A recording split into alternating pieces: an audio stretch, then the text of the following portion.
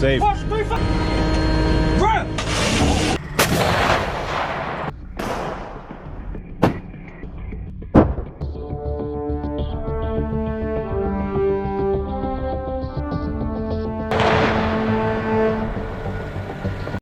កងទ័ពសហរដ្ឋអាមេរិកបានធ្វើតេស្តអាវុធបាញ់ដ្រូនលើកាំភ្លើងធំស្វ័យប្រវត្តិ M109A7 SPH Paladin ជម្រាបសួរប្រិយមិត្ត KHNews ជាទីមេត្រី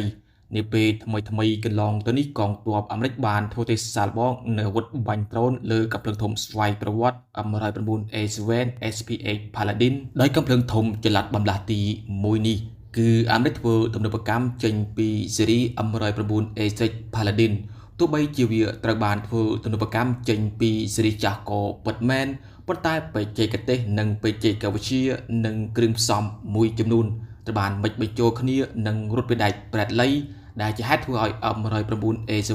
SPH Paladin មានអានុភាពខ្លាំងក្លាជាងស៊េរីចាស់កាំភ្លើងធំស្វ័យប្រវត្តិ M109A7 SPH Paladin ត្រូវបានដាក់តាំងបង្ហាញជាលើកដំបូងក្នុងឆ្នាំ2007និងដាក់ប្រើប្រាស់ជាផ្លូវការនាឆ្នាំ2013ផ្លូវដោយក្រុមហ៊ុន BEA System ចំនួន580គ្រឿងជាមួយនឹងបណ្ដោយប្រវែង 9.70 ម៉ែត្រទទឹង 3.90 ម៉ែត្រកម្ពស់ 3.70 ម៉ែត្រមានទម្ងន់ 35,380 គីឡូក្រាមបំពាក់ទៅដោយកង់ច្រវាក់និងម៉ាស៊ីនមានកម្លាំង600សេសរត់ក្នុងល្បឿន61គីឡូម៉ែត្រក្នុង1ម៉ោងរត់បានចម្ងាយ322គីឡូម៉ែត្រនឹងអាចបកកាត់ទឹកជម្រៅ1ម៉ែត្របើបំពាក់ឧបករណ៍ជំនួយអាចបកកាត់ទឹកជម្រៅ1ម៉ែត្រ.8 កាំភ្លើងធំ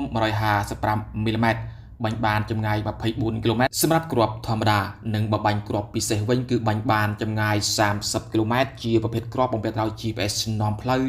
និងប្រភេទគ្រាប់ទំនើបបំផុតនោះគឺ M682 Excalibur ជាប្រភេទគ្រាប់សាហាវបំផុតរបស់សហរដ្ឋអាមេរិកវាអាចហោះបត់បែនកាច់ចង្កូតស្វែងរកសត្រូវគ្រាប់ប្រភេទនេះគឺបាញ់បានចម្ងាយ23គីឡូម៉ែត្រ40គីឡូម៉ែត្រ50គីឡូម៉ែត្រនិង70គីឡូម៉ែត្រនៅលើដំបូលនៃកាំភ្លើងធំនេះគឺបំពាក់សពាវុធជាលក្ខណៈ LPCRO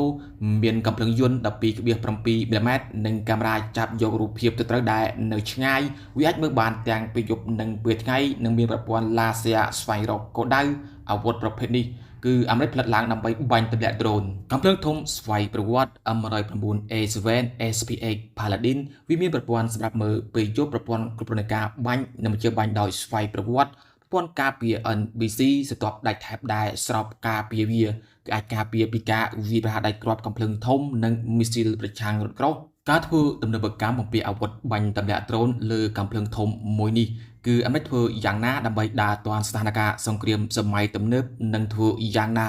ឲ្យកងទ័ពសហរដ្ឋអាមេរិកអាចចុះឈ្នះគ្រប់សមរភូមិទាំងអស់